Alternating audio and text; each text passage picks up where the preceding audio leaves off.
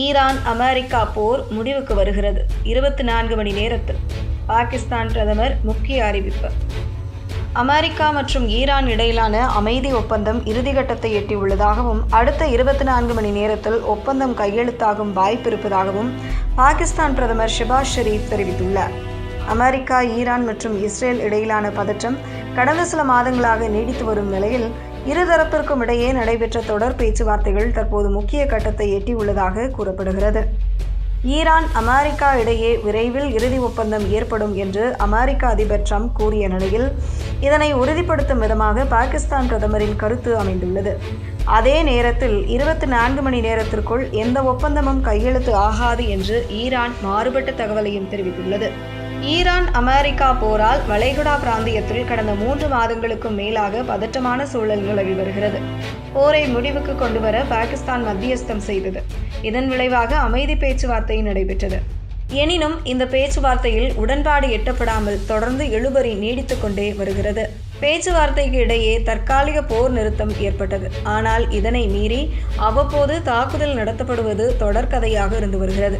சமீபத்தில் கூட Iran Israel மீது தாக்குதலை நடத்தியது.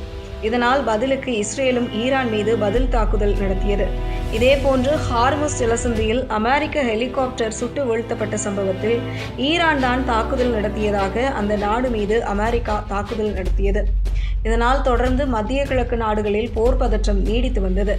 எப்போது இயல்பு நிலை திரும்பும் என தெரியாமல் தொடர் இழுபறி நீடித்து வந்தது.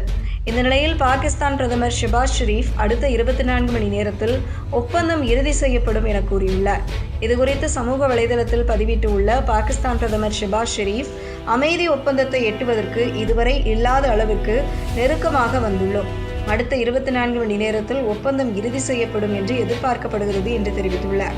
மேலும் ஒப்பந்தம் இறுதி செய்யப்பட்டவுடன் மின்னணு முறையில் கையெழுத்திடும் நிகழ்வு நடைபெறலாம் என்றும் அதனைத் தொடர்ந்து அடுத்த வாரம் தொழில்நுட்ப மட்ட பேச்சுவார்த்தைகள் தொடங்கும் என்றும் அவர் கூறியுள்ளார். இந்த அறிவிப்பு சர்வதேச அளவில் கவனம் பெற்றுள்ளது.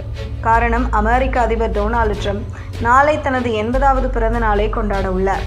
அந்த நாளிலேயே முக்கியமான அமைதி ஒப்பந்தம் உருவாகலாம் என்ற தகவல் உலக நாடுகளின் கவனத்தை ஈர்த்துள்ளது. ஆனால் ஒப்பந்தம் இன்னும் முழுமையாக உறுதி செய்யப்படவில்லை என்று ஈரான் வெளியுறவுத்துறை அமைச்சர் அப்பாஸ் அராக்சி எச்சரிக்கை விடுத்துள்ளார்.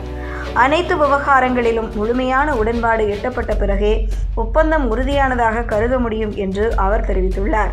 இந்த பேச்சுவார்த்தைகளில் ஹார்முஸ் ஜலசந்தியின் எதிர்கால நிர்வாகம், கடல் போக்குவரத்து பாதுகாப்பு, பொருளாதார தடைகள் மற்றும் பிராந்திய பாதுகாப்பு உள்ளிட்ட முக்கிய அம்சங்கள் இடம்பெற்றுள்ளதாக தகவல்கள் தெரிவிக்கின்றன.